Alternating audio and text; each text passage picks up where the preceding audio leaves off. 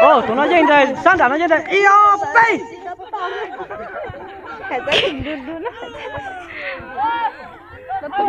Có thật cua mà không? Iyo, bay.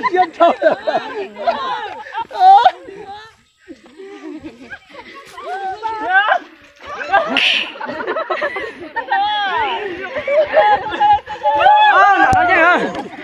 Iyo. Kalau kira. Nana jangan tuh deh.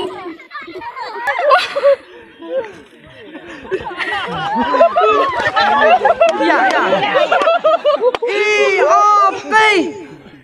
Có tới này chưa? Có tí không?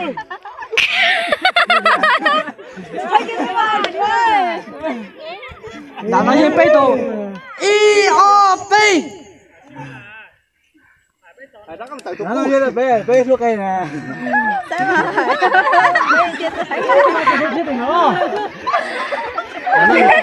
Bé siêu tuổi rồi. IOP. Chị ơi! Chị ơi! Trời ơi! Trời ơi!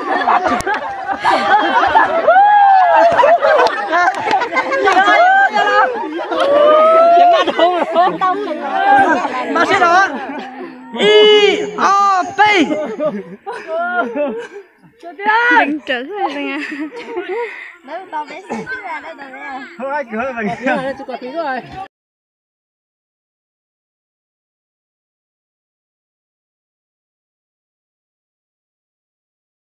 Dạ.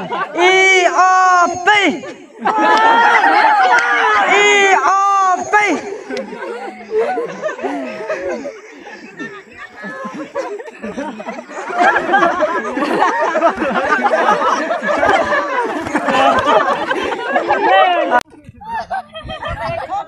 Lấy chiếc sọt tay này, lấy chiếc sọt tay này. Thôi tay. IOP.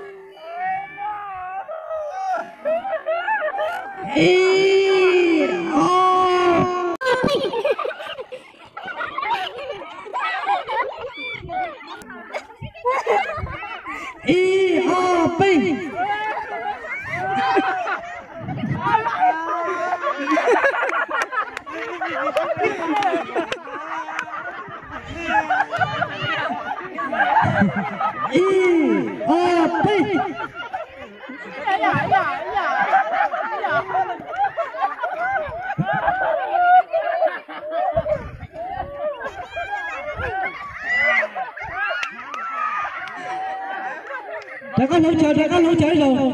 Đã lỗ trời rồi. Lỗ rồi trời nhá. Đó là phải nó lỗ trời rồi.